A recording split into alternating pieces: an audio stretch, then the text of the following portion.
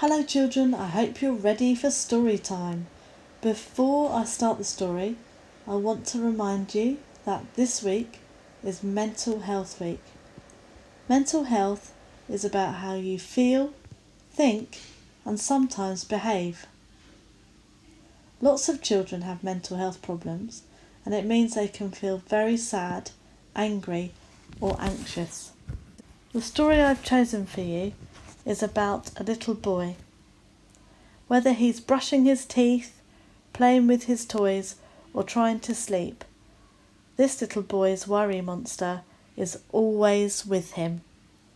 Will it ever go away? We all have worries from time to time. Sometimes they might start small. If we don't talk about them, sometimes the worry can grow very big and make us feel very sad and upset. At the moment we are experiencing being at home and away from our friends and teachers. This can cause a worry sometimes. It's really important that you talk about any worries to your families.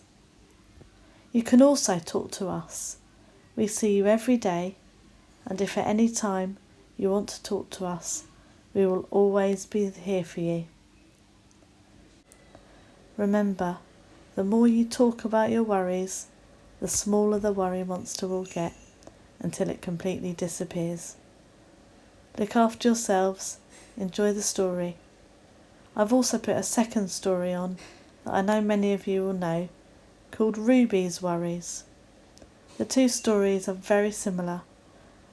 I've read the first one, the second one I found online for you to listen to. I hope you understand its meaning. Remember everyone, we are always here for you. Talk to us whenever you need to. Take care and enjoy the story. Bye for now. My Monster and Me by Nadia Hussain and Ella Bailey. This is my monster and this is me.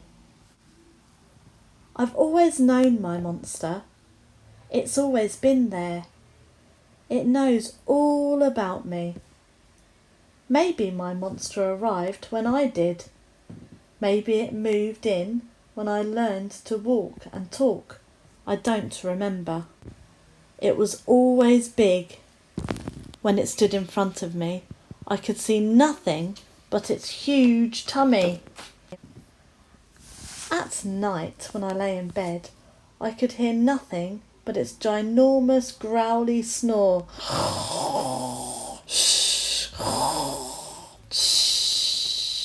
I wanted Mum to take it away, but when Mum was there, my monster hid. I wished my brother could take it away, but my monster hid again. I wanted Dad to take it away, but it hid from him too. My monster got bossier. It started telling me what to do when I was getting dressed and brushing my teeth. When I wanted to play with my toys, it sat on me. It even made me stay indoors when my friends came to play. I wanted to go out and join them, but my monster stood in the way and wouldn't budge. One day, my monster was waiting for me after school. It was gigantic and it was in a bad mood. I tried to lose it, but I couldn't. It followed me all the way to Gran's house. Gran asked me what was wrong. In the end, I told her how my monster just wouldn't go away. It wouldn't leave me alone, ever. Gran listened quietly, and suddenly my monster stopped what it was doing and listened too. It seemed to me that as I talked, my monster got smaller and smaller and smaller. And then I knew that I could make my monster go away. The next day, I saw my monster at school. It looked a bit lost, so I picked it up and put it in my pocket.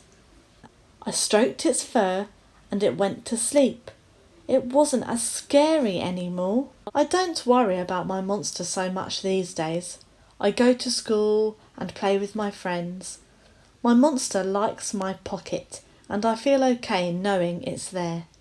But if it ever feels like getting out, I tell it to behave. My monster is part of me. We've known each other from the beginning. This is me, and this is my monster. Ruby Finds a Worry by Tom Percival. Creatively read by Miss Jill. Ruby loved being Ruby. She loved to swing up high, and she loved to explore wild, faraway places. Sometimes she even went all the way to the very bottom of the garden. Ruby was perfectly happy until one day she discovered a worry. Now, it wasn't a very big worry.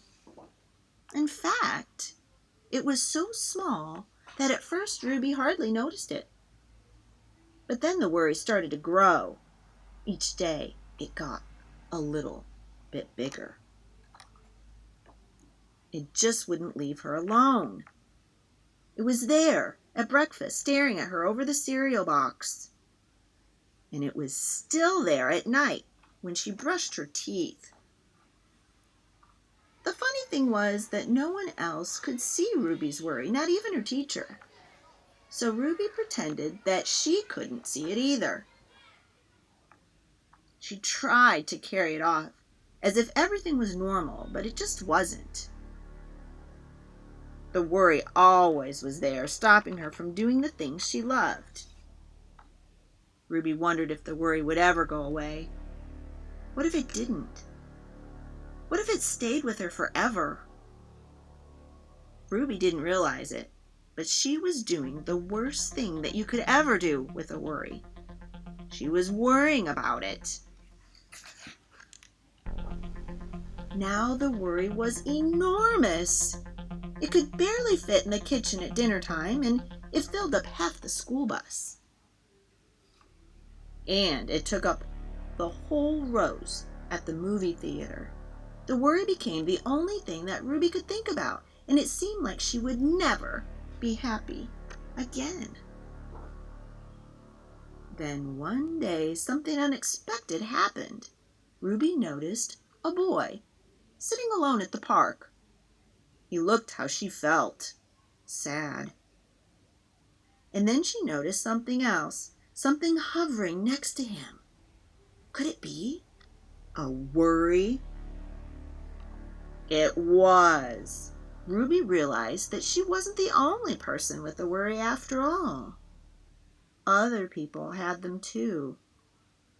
And she asked the boy what was on his mind, and as he told her, the strangest thing happened. His worry began to shrink. Then Ruby did the best thing that you can ever do if you have a worry. She talked about it.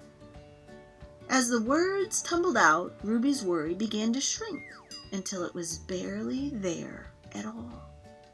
Soon both of their worries were gone. Finally, Ruby felt like herself again. Of course, that wasn't the last time that she ever had a worry. I mean, everybody gets them from time to time. But now that she knew how to get rid of them, they never hung around for very long.